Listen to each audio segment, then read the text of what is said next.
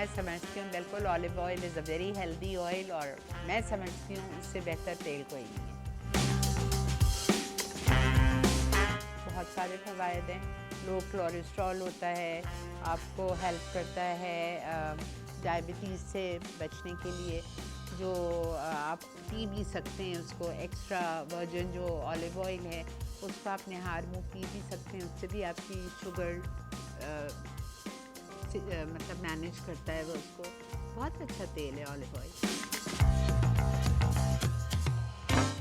میرے علم میں تو نہیں. ہر چیز آپ ماڈریٹ میں رکھیں، ہر چیز کو نقصان نہیں. میں تو ہر چیز زیتون کے تیل میں بناتی ہوں، سوائے میٹھوں کے. میں ہر چیز، انڈا بھی فرائی کرتی ہوں تو آلیو آئل. میں نہیں بناتی. میں ایٹ لیسٹ نہ کسی کو ایڈوائز کروں گی اور نہ میں بناؤں.